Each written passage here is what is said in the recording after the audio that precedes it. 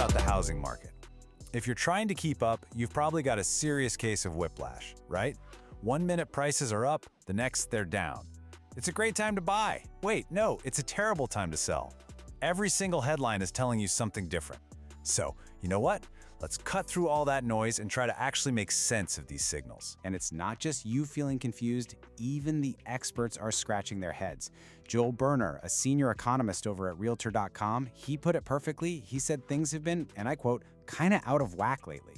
And that feeling, it's hitting everyone. Buyers, sellers, you name it. It just feels like the market isn't working for anyone right now. So what is really going on under the hood? That's the million-dollar question, isn't it? And that's exactly what we're going to do here. We are going to pop the hood, ignore the screaming headlines for a minute, and trace the 3 big clues the pros are watching. These are the things that might actually tell us where this crazy train is heading next. Okay, let's dive into our first clue. It sounds simple, but it's a really powerful one. How long are houses actually staying on the market before someone buys them? The answer? Well, it tells us a lot. So what is that magic number? It's 58. Just this past July, the median home in America sat on the market for 58 days. Now, I know what you're thinking. 58 days? What's the big deal? But in housing, you've got to have context. Context is everything. And to get that context, just think back over the last few years. We went from a pretty normal, steady pace before the pandemic to an absolute frenzy where homes were basically selling before the for sale sign hit the lawn. So today's 58 days, that's not just a little cooling off. It is the slowest July for home sales we've seen since all the way back in 2017. You know, when economists see homes lingering like this, they start throwing around a certain word. That word is correction. Now, if you're a seller, correction is probably a pretty ugly word, right? But if you're a buyer, it's a beautiful sound. It's a signal that maybe, just maybe, all that softening demand could finally start pushing prices down. But hold on, because here's the twist in the plot. On the one hand, yeah, buyers in places like LA and Dallas are starting to find they have a little more wiggle room to negotiate. But here's the catch. Sellers see what's happening, they see the slowdown, and a lot of them are just pulling their houses off the market entirely. So what happens? The number of homes for sale actually shrinks. It's a perfect example of a mixed signal. Prices might be softening, but good luck finding a place to buy. All right, so that leads us right into our second big clue.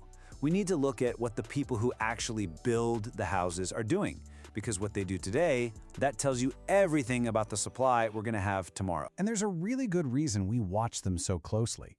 As Orphy Devangai, an economist at Zillow, points out, builders are ridiculously good at predicting what's next. I mean, their entire business depends on it, right?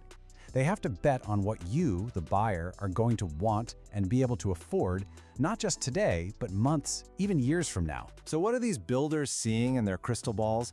Well, on the surface, it looks like they're feeling the heat.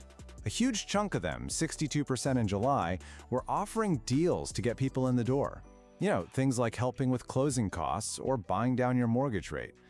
But that's not the full picture. Not even close. See, what's happening behind the scenes is that builders are slamming on the brakes. They're slowing way down on starting new construction. And that has some pretty major knock-on effects for all of us. It means fewer new homes hitting the market, which means those sweet builder discounts, yeah, they could be on their way out. And it could make our country's existing housing shortage even worse. Okay, for our third and final clue, we've got to zoom out a bit. We're looking beyond the housing market itself and into the wider economy. We're talking about the big wild cards, things like inflation, jobs reports, stuff that you might not think is about housing, but that absolutely impacts whether you can afford to buy a home. Let me walk you through how this works. It's like a chain reaction. So let's say a jobs report comes out, and it's kind of weak, weaker than everyone expected. That's a sign the economy is cooling down. So what do big investors do? They get a little nervous and move their money into safer things, like government bonds. That flood of money pushes down something called the 10-year Treasury yield. And here's the key part. 30-year mortgage rates follow that yield around like a shadow. So when the yield drops, mortgage rates drop too. And look, this isn't just some textbook theory. It happens in the real world. Just recently, after one of those weaker jobs reports, we saw it happen. The average rate for a 30-year mortgage dropped. It wasn't a huge drop, but it was real. And you know, when you're talking about a loan that's hundreds of thousands of dollars, even a tiny dip like that really matters. Now, as Jessica Lautz over at the National Association of Realtors points out, these little dips aren't enough to open the floodgates. All those buyers who've been sitting on the sidelines, they're not all jumping back in just yet. But what it does show us is how incredibly sensitive the market is to rates. If, and it's a big if, but if rates were to drop significantly, you could see an absolute tidal wave of demand come rushing back into the market, like almost overnight. Okay, so let's recap. We've looked at our 3 clues. Clue 1, homes are sitting on the market longer. Clue 2, builders are getting nervous and slowing down. And clue 3, these big economic wildcards are making mortgage rates jump around. So, what on earth does it all mean when you put it all together? It's time to decode these mixed signals. You know, there's this great quote from Drew Kitchen, someone who's watching the market from the ground up in Oklahoma, and it just nails the situation perfectly. He says the market is seeing a pull in both directions. And that's the key right there. The reason it's all so confusing isn't because the signals are weak or unclear. It's because they are strong and they are pulling in completely opposite directions. It's creating this incredible tension in the market. The best way to think about it is like a giant game of tug of war, with home prices as the rope. On one side, you have the team that's pulling prices down. On that team, you've got homes sitting on the market longer, and you've got buyers just saying, nope, that's too expensive. And helping them pull is weaker economic news that can bring rates down. But on the other side of the rope, you have a really strong team pulling prices up, or at least keeping them from falling. Who's on that team? The builders who are constructing fewer homes and the sellers who are just taking their houses off the market. Both of those things shrink supply. And if the economy suddenly looks strong again, rates could get yanked right back up. It's a total stalemate. And that brings us to the most important point of this whole explainer. The goal here isn't to be a fortune teller and predict which side is going to win this tug of war. Nobody can do that. The goal is just to understand that the game is happening. It's about knowing which ropes to watch, to keep your eye on those days on market, on what the builders are doing, on where the economy is heading.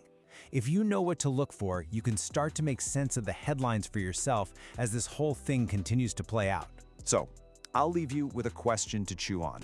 Now that you know the key forces at play here, this whole messy push and pull that's making the market feel so out of whack, which side do you think is going to pull the hardest in the coming months? Where do you see this headed?